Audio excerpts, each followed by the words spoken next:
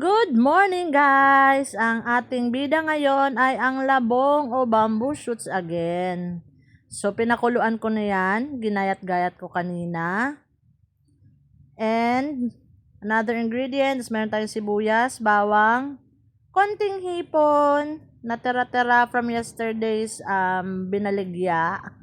Meron kakang gata, tsaka yung pangalawang gata. And the twist is lalagyan natin ng mulberry leaves.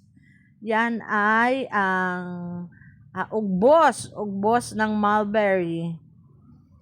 Napakasustansya niyan guys. Tapos meron tayong konting okra na na-harvest. Tapos meron tayong malunggay. Oh. Saan ka pa ba niyan kung sustansya lang ang laban?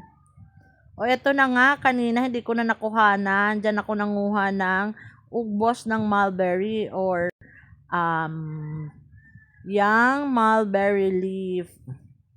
So, yung suyo lang, yung napakamurang dahon lang ng mulberry, yung mga first 4 leaves sa taas.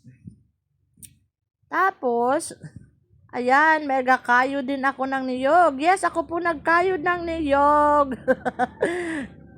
So, bago ang lahat, magigisa tayo ng ating shrimp. Yan ay pinagprutuhan na din lang ng ating tempura yesterday.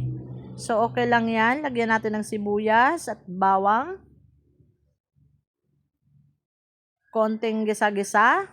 Ilagay ang shrimp at bahagya lang natin yan guys. Lulutuin until mag-pink lang or mag-orange. Ano bang color? Basta yun na yun. So, konting gisa lang. And then, pag ganyan na siya ang color, pwede na natin yan i-set aside.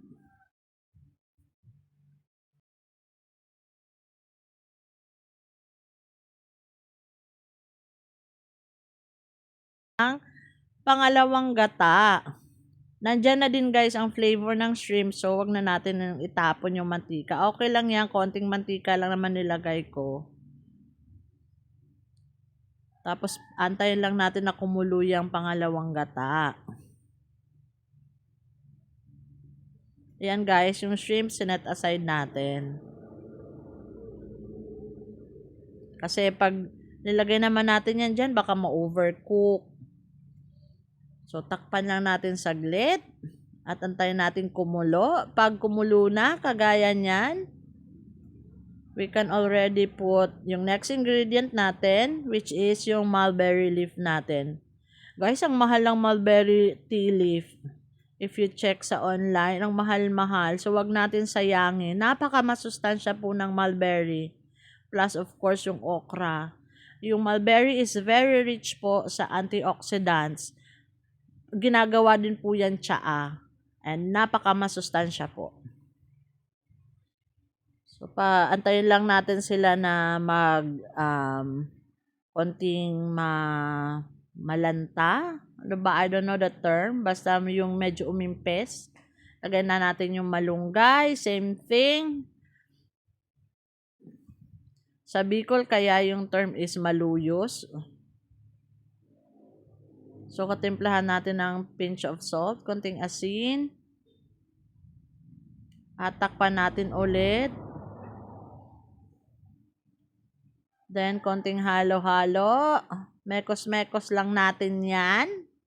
Nang maluto ng pantay ang ating mulberry leaf. And then, ating malunggay.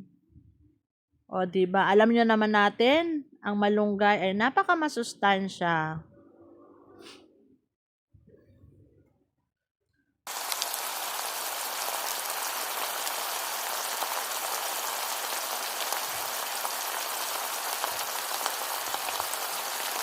Napaka-sustansya talaga nito. Nananakam na ako. Sa ibang part pala ng Bicol, yung mulberry, instead na laing, instead na gabi, ginagawang panglaing or ginataang mulberry. Yun ang nire-replace nila. Ginigisa din sa konting baboy, tapos nagagataan din yan. Separate, as in mulberry lang. So, nilagay na natin guys yung ating labong. Konting mekos-mekos. Mekos-mekos lang natin yan. Sayang wala akong siling haba o siling green. Ang mahal po kasi ng sili ngayon. Alam naman natin, kakatapos lang ng bagyo. So, ang mahal po ng sili. So, for this one, skip na lang muna natin. Libre lang po yung labong sa tabi-tabi, pati yung malunggay, libre din. Yung okra, galing yan sa garden, nakuha lang din natin yan. Nilagay ko na din ang shrimp, konting halo para mapantay ang pagkaluto. Aantayin lang natin na mabawasan ng konti yung sabaw bago natin ilagay yung ating kakanggata. Ayan na guys, so sarap na, ganda ng color, green and pink, green or orange. See the mulberry?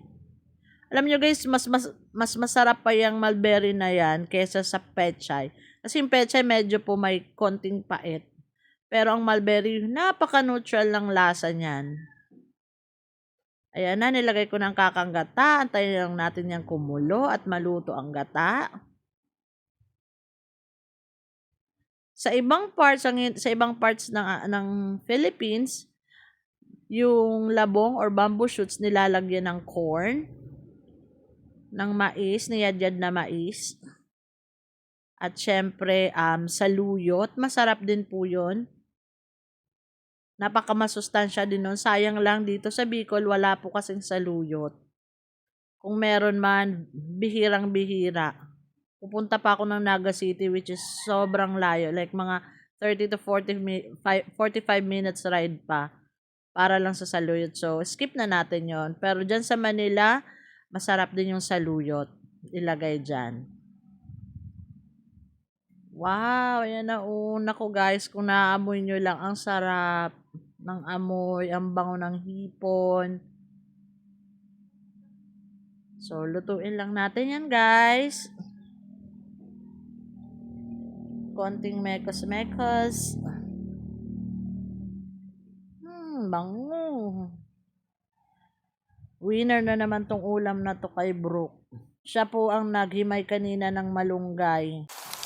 So yan guys, antayin lang natin tong kumulo at maluto ang gata. Luto na po yung mga greens natin. Luto na din yung ating labong.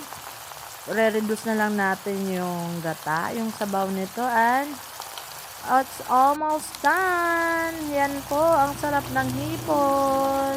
Hope you enjoy watching and you learn something new. Have a good day. Bye-bye.